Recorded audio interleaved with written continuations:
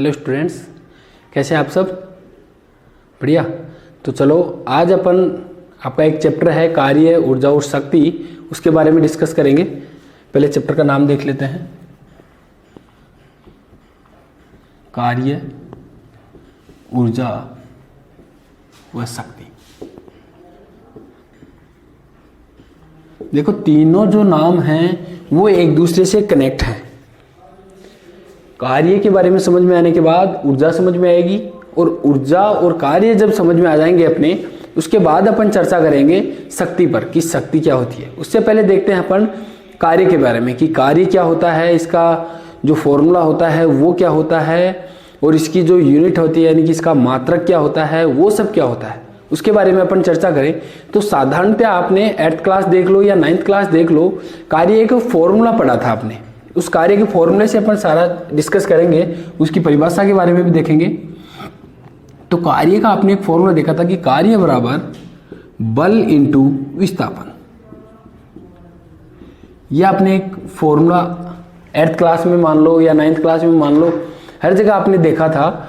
और अब अगर अपने को पता हो कि बल क्या होता है और विस्थापन क्या होता है, इनका मान क्या होता है, कैसे इनको डिफाइन करते हैं, ये सब चीजें अगर आपको पता हो तो अपन कार्य के बारे में आसानी से आंकलन कर सकते हैं। अब सबसे पहले बात करते हैं अपन विस्थापन की कि विस्थापन क्या होता है। विस्थापन सबको पता है कि जिस प्रकार से दूरी होती है उसका आपको पता है। एक वीडियो मैंने बनाया था, ये जो बेसिक होते हैं फिजिकल क्वांटिटीज, उनके बारे में अपन ने चर्चा की थी, दूरी, विस्थापन वगैरह। एक बार फिर से आपको याद दिला देता हूँ कि विस्थापन क्या होता है। देखो विस्थापन, अगर आपको दूरी पता है तो दूरी पता होने के बाद विस्थापन ऑटोमेटिकली आप समझ जाएंगे कि क्या होता है। देखिए दूरी के बारे में ये बताया गया था कि मान लो ये कोई ए बिंदु है और ये बिंदु है बी, तो इस बिंदु से इस बिंदु तक पहुंचने के लिए आप जिस पथ का इस्तेमाल करते हो वो पथ क्या कहलाता है, या उस पथ की जो लंबाई है वो लंबाई क्या कहलाती है, दूरी कहलाती है। क्या होती है? दूरी कहलाती है। यानी कि जैसे मान लो यहां से आप चले और यूं चलते चलते यहां आप पहुंचे, यहां आप पहुंचे, तो ये जो आपका जो पथ है वो पथ क्या कहलाता है? दूरी कहलाता है। यानी कि पथ की जो लंबाई होगी वो क्या कहलाती है? दूरी कहलाती है। जैसे मान लीजिए यहां से मैं चल रहा हूं, ठीक है, यहां से यहां मेरे को पहुंचना है, तो एक रास्ता तो मेरे लिए ये हो सकता है, ठीक है। जैसे मान लो 3 मीटर में चला, एक यहां से वापस वहां पहुंचने के लिए मैं यूं घूमते हुए और यूं जा रहा हूं यहां पर, तो ये राउंड ज्यादा होने के कारण ये हो गया मेरा कितना, जैसे मान लो पथ हो गया 5 मीटर। तो मेरी दूरी के आंकलन क्या करेंगे कि एक बार तो मेरी दूरी क्या हुई, 3 मीटर हुई, और एक बार क्या हुई, 5 मीटर हुई। ये अपन ने चर्चा की, ठीक है, कि दूरी क्या होती है कि एक बिंदु से दूसरे बिंदु तक पहुंचने के लिए जो पथ अपन काम में लेते हैं, जो रास्ता अपन काम में लेते हैं, उसकी लंबाई क्या होती है? दूरी होती है, ठीक है। दूरी को नापने के लिए यानी कि इसका जो मात्रक होता है वो अपन क्या काम में लेते हैं? मीटर। क्या काम में लेते हैं? मीटर, ठीक है। इसका जो ऐसा ही मात्रक होता है वो क्या होता है? मीटर होता है। फिर उसके बाद अगर अपन देखें कि क्या दूरी कभी ऋणात्मक हो सकती है, क्या दूरी कभी ऋणात्मक हो सकती है, क्या दूरी कभी शून्य हो सकती है? ये दो बिंदु हैं, इन पर अपन चर्चा करेंगे अभी कि क्या दूरी कभी ऋणात्मक हो सकती है। कभी ऐसे सुना है कि मैं -3 किलोमीटर चल के आया हूं आज, या -3 मीटर चल के आया हूं, या ऐसे सुना है कि किशनमानपुरा से जो रिंगस है वो -13 किलोमीटर है या -16 किलोमीटर है। कभी ऐसा सुना है? नहीं, बिल्कुल सही बात। तो यानी कि दूरी कभी भी ऋणात्मक नहीं होती है। फिर उसके बाद बात करें कि शून्य हो सकती है क्या? अरे एक बिंदु से दूसरे बिंदु तक चलने के लिए कुछ ना कुछ रास्ता तो चाहिएगा, चाहे से वो 0.00001 सेंटीमीटर हो या मीटर हो, कुछ भी हो। यानी कि दो बिंदुओं के बीच में मिनिमम कुछ ना कुछ अपने को पथ तो तय करना पड़ेगा। तो क्या दूरी कभी भी शून्य नहीं होती। अब अपन कहें कि सर यहां से मैं चला और यहीं घूम के वापस आ गया, तो इन दोनों के बीच में अगर अपन लंबाई नापें तो क्या शून्य होती है? लेकिन क्या अपनी जो दूरी है वो शून्य होगी? नहीं, बिल्कुल नहीं, क्योंकि अपन ने ये जो पथ तय किया है वो पथ की लंबाई ही क्या कहलाती है? दूरी कहलाती है। फिर चाहे से मान लो ये 500 मीटर थी, क्या थी? 500 मीटर। तो अपनी जो दूरी होगी वो क्या होगी? 500 मीटर। यहां तक क्लियर है। यानी कि जो दूरी होती है वो कैसी राशि होती है, अदिश राशि होती है। कैसी राशि होती है, अदिश राशि होती है। ये बात आ गई समझ में, ठीक है, वेरी गुड। अब देखो दूरी से ही अपन विस्थापन का आंकलन कर लेंगे। दूरी से ही क्या कर लेंगे, विस्थापन का आंकलन कर लेंगे कि विस्थापन क्या होता है। पहली बात अपन ने देखी कि दूरी क्या होती है, दो बिंदुओं के बीच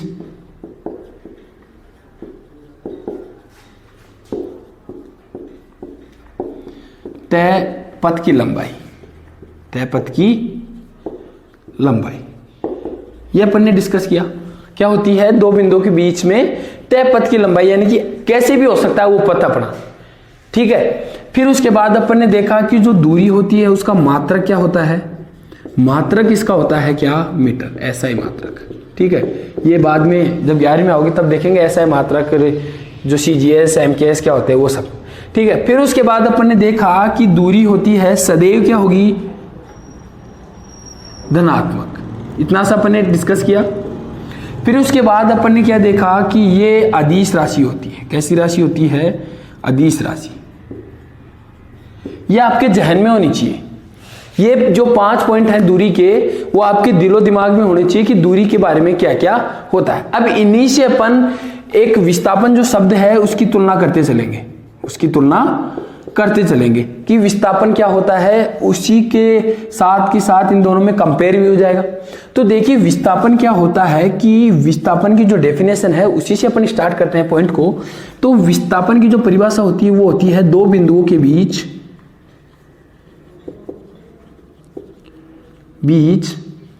न्यूनतम दूरी। क्या होती है, न्यूनतम दूरी।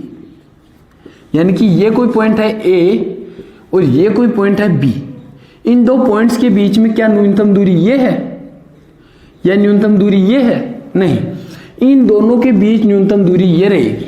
यानी कि जो सीधी रेखा है, क्या सीधी रेखा या जो सीधी लंबाई है वो इन दोनों पॉइंट्स के बीच में न्यूनतम होगी। अरे खुद ही देख लो, इस पॉइंट से या ये से समझो, यहां तक पता है आपको, ये पॉइंट है और एक पॉइंट ये है मान लो, ठीक है। यहां से चलना है अपने को, इस पॉइंट पर जाना है, तो यूं एक तो घूमते हुए आएंगे अपन, ठीक है। जैसे मान लो 800 मीटर अपन चल के आए ऐसे, ठीक है। और अब मैं ये कहूं आपको कि इन दोनों के बीच न्यूनतम दूरी देखनी है, इन दोनों पॉइंट्स के बीच में, तो न्यूनतम दूरी के लिए क्या करेंगे, यूं जाएंगे ना सीधा, अरे यूं ही जाएंगे ना सीधा एकदम, ठीक है। और ये न्यूनतम दूरी होगी तो ये कहीं ना कहीं 800 से कम ही होगी कि नहीं होगी, क्लियर है बात। यानी जैसे मान लो ये कितनी है, 500 मीटर, ठीक है। अगर अब आपसे पूछा जाए कि दूरी की बात करें कि दूरी कितनी होगी, तो देखो दूरी दोनों है, दूरी तो दोनों है। 800 मीटर भी अगर इस रास्ते से जाओगे तो दूरी आपकी 800 मीटर कवर की जाएगी, 800 मीटर मानी जाएगी। अगर आप इस रास्ते से जाओगे तो दूरी आपकी कितनी हो जाएगी, 500 मीटर। लेकिन आपसे यह पूछा जाए कि इस पॉइंट ए और इस पॉइंट बी के बीच में विस्थापन कितना है, क्या पूछा जाए कि विस्थापन कितना है, तो विस्थापन आप सीधा सीधा कहेंगे ना 800 मीटर के लिए नहीं कहेंगे, कहेंगे किसके लिए, 500 मीटर के लिए। क्यों, क्योंकि परिभाषा क्या होती है विस्थापन की कि दो बिंदुओं के बीच न्यूनतम दूरी, या तो न्यूनतम शब्द बोल दो आप, या तो आप न्यूनतम शब्द बोल दो, या इसके लिए आप सीधी दूरी भी इस्तेमाल कर सकते हैं। सीधी दूरी या सीधी लंबाई कुछ भी इस्तेमाल कर सकते हैं, ठीक है। या ऐसे कह सकते हैं कि, क्लियर है बात, वेरी गुड। अब देखो मैं थोड़ा सा इसको सिस्टमेटिक तरीके से मिटा रहा हूं, ठीक है।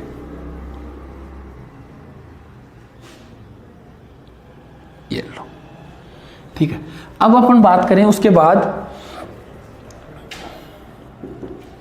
अब ये तो होगी इसकी परिभाषा की बात। फिर उसके बाद अगर अपन मात्रक की बात करें तो कहीं ना कहीं देखो इसमें एक शब्द आ रहा है दूरी, यानी कि न्यूनतम दूरी होगी। अब वो मैक्सिमम हो न्यूनतम हो, लेकिन दूरी तो दूरी रहेगी। यानी कि लंबाई की जहां बात आ गई तो लंबाई का मात्रक क्या होता है, मीटर होता है। लंबाई का मात्रक क्या होता है, मीटर, क्योंकि दूरी भी क्या है, एक लंबाई तो है, पथ की लंबाई। अरे सीधा सीधा समझो, अगर ऐसे बोला जाए कि पथ की लंबाई, तब तो क्या होगी दूरी, और न्यूनतम दूरी की बात की जाए या सीधा पथ या सीधी दूरी की बात की जाए तो वो क्या होगा, विस्थापन। तो मात्रक तो इसका भी क्या होगा, मीटर होगा। ठीक है, फिर उसके बाद देखें कि विस्थापन, क्या विस्थापन भी सदैव धनात्मक रहेगा? क्या विस्थापन भी सदैव धनात्मक रहेगा?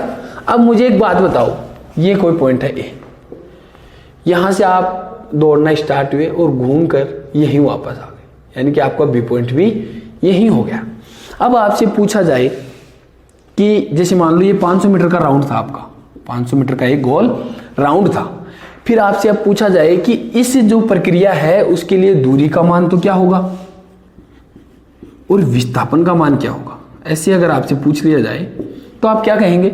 दूरी तो देखो क्या कहा गया है कि पथ की लंबाई, यानी कि पथ कितना चल रहे हैं आप, वो क्या होगा, आपकी दूरी होगी। यानी कि दूरी तो कितनी बोलेंगे, 500 मीटर। क्लियर है? फिर उसके बाद अगर आपसे पूछा जाए कि जो विस्थापन है वो कितना होगा, तो विस्थापन के लिए अपन ने कहा था कि दो बिंदुओं के बीच क्या हो, न्यूनतम दूरी हो। फिर वो कितनी भी हो सकती है न्यूनतम दूरी। तो देखो दो बिंदुओं के बीच न्यूनतम दूरी कितनी है, यहां से चले रही यही खत्म हो गई, तो न्यूनतम दूरी कितनी है, 0 या 0 बोल सकते हैं। तो विस्थापन अपना कितना होगा, 0। तो देखो कहीं ना कहीं इस दूरी से एक चीज अपने को हटकर मिल रही है कि दूरी सदैव धनात्मक होती है, लेकिन जब विस्थापन की बात करें तो एक 0 शब्द और जुड़ रहा है, एक 0 शब्द और जुड़ रहा है। ठीक है, एक शब्द और आएगा विस्थापन के लिए कि विस्थापन ऋणात्मक भी हो सकता है। विस्थापन क्या हो सकता है, ऋणात्मक भी हो सकता है। देखो आपको मैं, देखो 10th क्लास 11th क्लास तक की जब अगर अपन बात करें या 12th तक की अगर अपन बात करें तो उसमें क्या होता है कि यूं ही लिखा हुआ होता है कि विस्थापन क्या होता है, ऋणात्मक होता है। लेकिन आपको मैं बता दूं, जब अपन बात करेंगे तो कोई भी जो भौतिक राशि है वो कभी ऋणात्मक नहीं होती। कोई भी भौतिक राशि ऋणात्मक नहीं होती, यानी कि उसका जो परिमाण है वो कभी भी ऋणात्मक नहीं होता है, ऋणात्मक होती है उसकी दिशा। किसी भी भौतिक राशि की ऋणात्मक क्या होती है, दिशा होती है, या दूसरे से कंपेयर करेंगे उस टाइम पर वो दिशा उसकी क्या होती है, हमेशा ऋणात्मक। ऋणात्मक का मतलब क्या होता है, विपरीत होना। ठीक है, यहां तक एक बात याद रखना, मैंने 2 शब्द यूज किए हैं, 2 शब्द, एक तो परिमाण और एक दिशा। एक शब्द मैंने इस्तेमाल किया है परिमाण और एक शब्द इस्तेमाल किया है मैंने दिशा। देखो राशि, जो भौतिक राशियों की अपन ने बात करनी है तब देखेंगे कि सदिश राशि और अदिश राशि 2 शब्द पड़े हैं। वैसे तो परदिश और होती है, परदिश राशि भी होती है, लेकिन ये आपके सिलेबस में नहीं है, 12th क्लास तक तो कहीं भी काम में नहीं आएगी। एक सिर्फ चलो छोड़ो उसको। तो परिमाण और दिशा की जब बात करें तो परिमाण का मतलब क्या होता है कि जो संख्यात्मक मान होता है, जो संख्यात्मक मान, जैसे मैं ये कहूं कि मेरा जो द्रव्यमान है या जो वेट है, जो भार है, मास है, वो कितना है, 80 kg है। मान लो 80 तो नहीं है, लेकिन जैसे मान लो 70 kg है।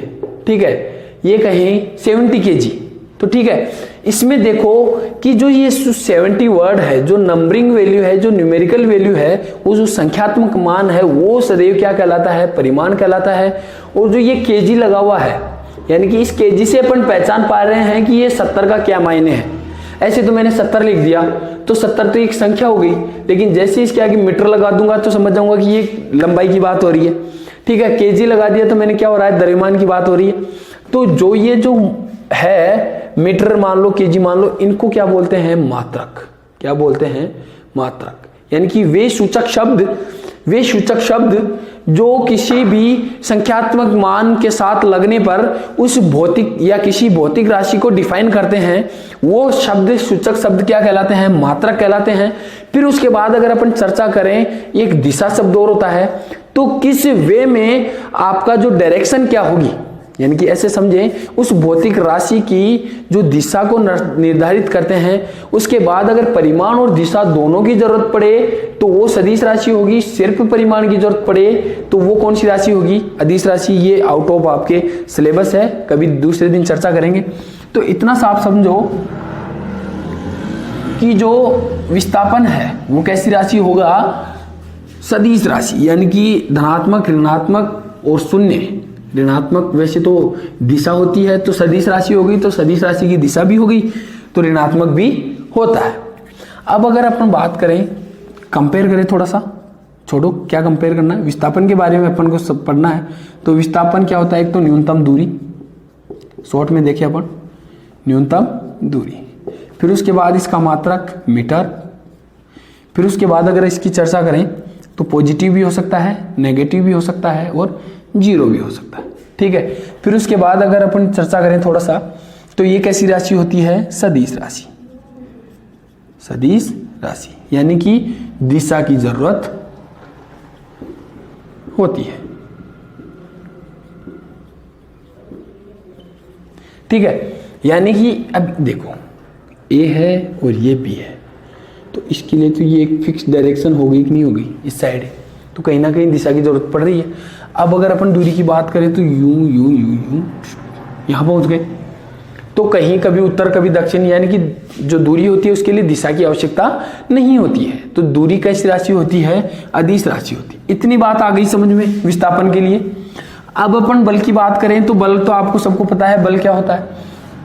तो चलो अब अपन आते हैं अपने मेन फॉर्मूले कार्य पर। मेन फॉर्मूले कार्य पर, तो कार्य क्या होता है? कार्य के बारे में अपन ने चर्चा की कि बल इंटू विस्थापन, लेकिन इसके साथ एक लाइन और हमेशा याद रखना कि जो बल की दिशा होगी, जो बल की दिशा होगी की दिशा सदैव विस्थापन की ओर, क्या? विस्थापन की ओर। ये लाइन याद रखना कि जो बल होगा उसका आंकलन हमेशा कैसे करेंगे? बल की विस्थापन की दिशा की ओर। ठीक है, अब देखो कार्य क्या होता है? W और बल क्या होता है? F। बल को F से दर्शाते हैं, आपने एक फॉर्मूला पढ़ा होगा F बराबर ma, द्रव्यमान गुणा त्वरण, ये तो पढ़ाई है बल के बारे में। ठीक है, ये अभी चर्चा कर लेंगे, कोई बात नहीं। तो F इंटू S, ठीक है, लेकिन जैसे ही इसकी चर्चा करें अपन कार्य की कि कार्य कैसी राशि होती है, बल कैसी राशि होती है? सदिश। बल कैसी राशि होती है? सदिश, क्योंकि बल की दिशा होती है ऐसे, इस पर फोर्स लगा रहा हूं तो ये इसकी डायरेक्शन तो हो गई ना, इधर लगाऊंगा किसी चीज पर तो डायरेक्शन के थ्रू तो लगता है फोर्स, तो बल की भी क्या होती है? दिशा होती है, यानी सदिश है। और विस्थापन भी कैसी राशि है? सदिश राशि है। कैसी राशि है? सदिश राशि। तो अगर अपन बात करें तो जो ये आपको आगे बताएंगे क्रॉस और डॉट का भी एक फर्क पड़ता है, तो फॉर्मूला इसका ऐसे बनेगा, क्या कि जो दो सदिश राशियां होती हैं जब उनका अदिश गुणनफल होता है तो जो मिलने वाला या जो परिमाणित जो राशि होगी या उनका जो परिमाण होगा वो क्या होगा? सदैव अदिश होगा। क्या होगा? अदिश। ये 11वीं और 12वीं में अपन डिस्कस करेंगे, अभी तो इतना सा याद रखना है कि कार्य कैसी राशि होता है? अदिश राशि होता है। देखो गुणा दो प्रकार से होता है, राशियों का जो फिजिक्स में राशियों का जो गुणा होता है वो दो प्रकार से होता है, एक तो इस तरीके से और एक इस तरीके से। इसे बोलते हैं डॉट प्रोडक्ट। क्या बोलते हैं? Dot product. और इसको बोलते हैं क्रॉस प्रोडक्ट। क्रॉस प्रोडक्ट, या इंग्लिश में देखने के बाद हिंदी में देखें तो ये तो अदिश गुणन कहलाता है और ये कहलाता है सदिश गुणन। क्या कहलाता है? सदिश गुणन। देखो इतनी सी याद रखना, जब क्रॉस प्रोडक्ट होगा तो उसमें दिशा के लिए क्या लगाते हैं? साइन थीटा लगाते हैं। क्या लगाते हैं? Sine theta. और जब डॉट प्रोडक्ट होता है तो उसमें जब दिशा के लिए लगाते हैं तो क्या लगाते हैं? कोस थीटा लगाते हैं। ठीक है, ये शॉर्ट ट्रिक है याद रखने की, डिस्क्रिप्टिव में मैं अभी बता दूंगा आपको। तो जब इसको सोल्व करेंगे तो क्या आएगा? W बराबर एफ एस, और डॉट प्रोडक्ट है, डॉट प्रोडक्ट के लिए मैंने क्या बताया? क्रॉस थीटा, तो क्या लगेगा? Cos theta. तो टोटल जो फॉर्मूला आया वो क्या आया? W बराबर एफ एस कोस थीटा। अब अपन कहे सर ये तो नहीं समझ में बैठा, दूसरा कोई तरीका बताओ। तो देखो दूसरे तरीके की अपन बात करें, या पहले इसकी डेफिनेशन की बात कर लेते हैं, फॉर्मूले पे आएंगे अपन।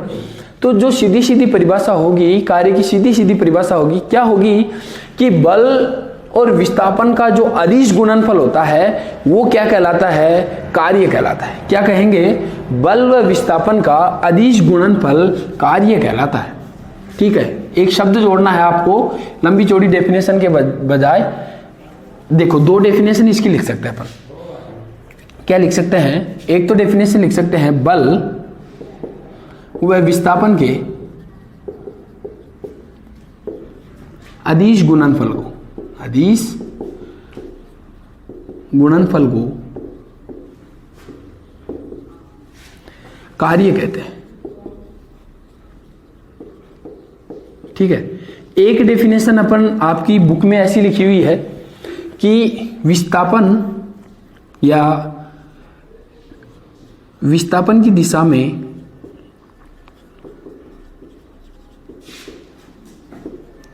लगाया गया बल वह हुए विस्थापन, यानी कि उस पर जब बल लगाया तो उसमें कुछ विस्थापन हुआ, उस विस्थापन के गुणनफल को कार्य कहते हैं। ये दो डेफिनेशन है, ये आपकी बुक में है और ये भी करेक्ट है, इसको कोई गलत नहीं बोल सकता। यानी कि डेफिनेशन अपनी क्या हुई, बल और विस्थापन, यानी कि F और S का कैसा गुणनफल, अदिश गुणनफल, यानी कि डॉट प्रोडक्ट। मैंने बताई अभी बात गुणनफल, अदिश गुणनफल और सदिश गुणनफल के बारे में। तो जो अदिश गुणनफल है, यानी कि ये दोनों कैसी राशियां हैं, सदिश राशियां। सदिश राशियों को दर्शाने का तरीका क्या होता है, उन पर तीर का चिन्ह लगा देते हैं। तो इनका जो गुणनफल कहलाता है, अदिश गुणनफल, वो क्या कहलाता है, कार्य, यानी कि W। तो बोलो वही फॉर्मूला निकल के आ रहा है कि नहीं यार, क्लियर है बात। फिर डॉट प्रोडक्ट को हटाने के लिए मैंने क्या बताया था, कोस थीटा लगाते हैं, तो क्या लिखेंगे, F कोस थीटा। ये अपना फॉर्मूला हो गया सिंपल सा। ठीक है, इसके बारे में अपन डिटेल से देखते हैं कि ये फॉर्मूला इसके लिए कैसे आता है। देखो, ये कोई मान लो m मास का द्रव्यमान है, ठीक है, और इस पर फोर्स तो लग रहा है इस साइड, ठीक है, लेकिन इसका विस्थापन हो रहा है वो इस साइड हो रहा है। विस्थापन किस साइड हो रहा है, इस साइड, यानी कि S की दिशा हो गई इस साइड और F की दिशा हो गई अपनी इस साइड। ठीक है, यानी कि इनके बीच मान लो थीटा एंगल हो गया कि नहीं होगा। अरे इधर से लगाया इसके धक्का, कहते हैं ना कि कोणा में लगे धक्को, तो कोने से अगर उस पर धक्का यानी कि बल लगाया तो कई बार लगाते हैं फोर्स इस साइड, चीज खिसक जाती है इस साइड, होता है कि नहीं होता। अरे ये तो जनरल अपनी डेली लाइफ में देखा ही है आपने, धक्का किस साइड लगाते हैं, कई बार रपट की चीज दूसरी साइड चली जाती है। तो इस टाइप से अगर कंडीशन बनती है, यानी कि इनके बीच में अगर थीटा कोण बनता है, लेकिन अपने क्या है, जो बल लगना चाहिए वो किस दिशा में होना चाहिए, विस्थापन की दिशा में, परिभाषा के अकॉर्डिंग ये है। तो अगर मैं इस F के लिए इस साइड का कंपोनेंट अगर याद कर लूं, तो क्या फिर ये जो x आएगा उसका और इसका जो गुणन होगा तो वो क्या W कहलाएगा, x इंटू एस लिखेंगे कि नहीं लिखेंगे इसको। फिर अगर मैं x का मान निकाल लूं, F के लिए x का मान अगर मैं निकाल लूं तो क्या कार्य का मान निकाल सकता हूं। अब देखो, इसको मैं थोड़ा सा अच्छे से समझाता हूं आपको। बल लग रहा है इस साइड, विस्थापन हो गया इस साइड, ठीक है, और ये अगर अपन माने कि ऐसे लंब खींचा है ये 90 डिग्री पर, ठीक है, तो ये इसके लिए थीटा एंगल है नहीं है, ठीक है, तो ये तो क्या हो गया, इसका आधार, ये इसका लंब और ये इसका क्या हो गया, कर्ण, ठीक है। तो अब इसके अकॉर्डिंग ऐसे समझ लो, x माना है ना अपन ने, तो इसको क्या मान लो x, ठीक है। अगर मैं इस x का मान निकाल लूं तो ये बल की दिशा, जो बल होगा वो विस्थापन की दिशा वाला बल आ जाएगा कि नहीं आ जाएगा। अब देखो, ये जब देखते ही मुझे पाइथागोरस प्रमेय की याद आती है कि नहीं आती। एक तो समकोण बन रहा है और फिर उसके बाद पाइथागोरस को तो चलो छोड़ो, वो आपने साइन थीटा कोस थीटा जो ट्रिग्नोमेट्रिक फंक्शन होते हैं, त्रिकोणमितीय जो रेशियो होते हैं, उनके बारे में आपने देखा है। तो उसके अंदर आपने एक चीज देखी होगी, कोस थीटा बराबर क्या होता है, आधार बटे कर्ण बराबर क्या होता है, कोस थीटा। ये आपने देखा है। तो आधार बटे जो कर्ण होता है वो क्या होता है, कोस थीटा। यहां आधार कौन है, x अपॉन कर्ण कौन है, f इक्वल टू क्या होगा, कोस थीटा। तो x की वैल्यू क्या आई, f कोस थीटा। बोलो आई कि नहीं आई। अब ये x की वैल्यू अगर मैं यहां रख दूं तो अपना w आ जाएगा कि नहीं आ जाएगा। तो w बराबर क्या हो गया, f कोस थीटा और इंटू में s। तो इसको सोल्व करके या ऐसे भी लिख सकते हैं f कोस थीटा। तो w बराबर क्या आ गया, एफ एस कोस थीटा। और यहाँ से भी यही आ रहा है, या तो इतना जाल जंजाल कर लो या फिर ऐसे सीधा सा समझ लो। डेफिनेशन आपको क्लियर है इतनी सी बात इंपॉर्टेंट है कि डेफिनेशन अगर आपको समझ में आ गया तो हर चीज समझ में आ जाएगी इसकी। डेफिनेशन के बाद अगर अपन इसकी बात करें, किसी को भी इतना अगर उतारना हो तो वीडियो को यहीं पॉज करके ये उतार लिया करो, नोट साथ के साथ बनाते चलो, फायदा होगा। ठीक है, अब अगर अपन बात करें बल की, तो बल के बारे में मैंने क्या बताया तुम्हें, एक तो फॉर्मूला बता दिया, इसका परिभाषा तो होगी ही होगी, फिर उसके बाद इसका फॉर्मूला हो गया। ठीक है, या इसको F डॉट एस भी लिख सकते हैं। ठीक, अब उसके बाद मैंने बताया कि जो बल है वो कैसी राशि है, अदिश राशि है। अब अगर अपन इसके मात्रक की बात करें, किसकी बात करें, मात्रक की, कि जो कार्य होता है उसका मात्रक क्या होता है। तो देखो, कार्य का मात्रक अगर अपने को F का मात्रक पता हो, S का मात्रक पता हो, तो क्या कार्य का मात्रक पता होगा ऑटोमेटिकली। देखो, अलग अलग सेपरेट सबका मात्रक निकालते हैं। तो F बराबर क्या पढ़ा है आपने, ma। यहां m क्या है, द्रव्यमान, और a क्या है, त्वरण। यानी कि अगर अपने को द्रव्यमान और त्वरण का पता हो तो बल का जो मात्रक होगा वो अपने को पता हो जाएगा। देखो, एक तो सीधा सीधा ये है तरीका कि बल का जो मात्रक होता है अपन क्या मानते हैं, न्यूटन मानते हैं, न्यूटन पढ़ते हैं। ठीक है, फिर सीधा सीधा हो गया, क्या हो गया, न्यूटन एन इंटू विस्थापन का मात्रक क्या है, मीटर। तो एक तो हो गया न्यूटन इंटू मीटर। फिर मैं ये कहूं कि नहीं न्यूटन नहीं, न्यूटन को भी थोड़ा सा सोल्व करना है, तो न्यूटन को सोल्व करने के लिए अपन यहां चलेंगे। अब अगर मुझे त्वरण का पता हो और द्रव्यमान का पता हो, द्रव्यमान का तो केजी होता है, सीधा सीधा है। त्वरण का अगर मात्रक मुझे पता हो तो क्या मैं बल का मात्रक है वो निकाल सकता हूं। देखो, त्वरण क्या होता है, वेग में परिवर्तन की दर। सबने पढ़ा है 9th क्लास में, 8th क्लास में, वेग में परिवर्तन की दर, यानी कि वेग बटे समय क्या होता है, त्वरण होता है। ठीक है, अगर मुझे वेग और समय का मात्रक पता हो तो क्या मैं बल का मात्रक निकाल सकता हूं। अब बात करें वेग की, तो वेग क्या होता है, तो वेग क्या होता है, विस्थापन में परिवर्तन की दर। देखो, सब में परिवर्तन की दर आ रही है। वेग में क्या हो गया, वेग क्या लिखेंगे, विस्थापन में परिवर्तन की दर, यानी कि विस्थापन बटे समय, और ये इंटू में समय है ही, इसके नीचे आ जाएगा। तो अब अपने को पता है विस्थापन का क्या होता है, मीटर, और समय का क्या होता है, सेकंड। तो second into second, second square. Clear है, या तो SEC ऐसे लिख दो, या S भी ठीक है। अब यहां से त्वरण का आ गया कि नहीं आ गया ऑटोमेटिकली, और वेग का अकेले का क्या हो जाएगा, metre into metre per second. ठीक है, अब देखो मीटर पर सेकंड स्क्वायर, ये किसका आ गया, F का मात्रक। अब यहां भी अगर आप लिखना चाहो तो लिख सकते हो kg into metre per second square into metre. ठीक है, तो मीटर इंटू मीटर क्या हो गया, मीटर स्क्वायर, तो kg metre square upon second square. ये किसका मात्रक आ गया, कार्य का। किसका मात्रक आ गया, कार्य का। और इस जो kg metre square upon second square है, या तो ये लिख दो, या न्यूटन इंटू मीटर, और इन सब को क्या लिखते हैं, जूल लिखते हैं। क्या लिखते हैं, जूल। एक साइंटिस्ट थे जूल, उनके रेस्पेक्ट में, उनके सम्मान में जूल लिखते हैं। तो जूल बराबर क्या होता है, न्यूटन इंटू मीटर लिख सकते हो, या kg metre square upon second square. ये इसकी किसकी बात हो गई, मात्रक की बात हो गई। फिर उसके बाद देखिए, क्या कार्य सदैव धनात्मक होता है, क्या कार्य सदैव ऋणात्मक होता है, या कार्य सदैव शून्य होता है, या कभी शून्य, कभी ऋणात्मक, कभी धनात्मक होता है।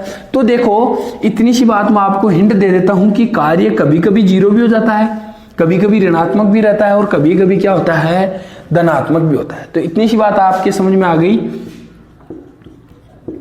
और ये जूल, इसको जे से दर्शाते हैं। ठीक है, अब उसके बाद मैंने क्या बताया कि ये कभी पॉजिटिव, कभी नेगेटिव, और कभी क्या होता है, जीरो होता है। अब कब जीरो होता है, कब ऋणात्मक होगा, कब शून्य होगा, इसकी चर्चा अपन क्या करेंगे, नेक्स्ट वीडियो में करेंगे। तब तक आप बुक में देखना, पढ़ना, और मुझे जो मैसेज बॉक्स है अपने ऐप का, उसमें बताएंगे कि किस कंडीशन में जीरो होगा, किस कंडीशन में नेगेटिव होगा, और किस कंडीशन में कार्य पॉजिटिव होगा। तब तक के लिए all the best, thank you.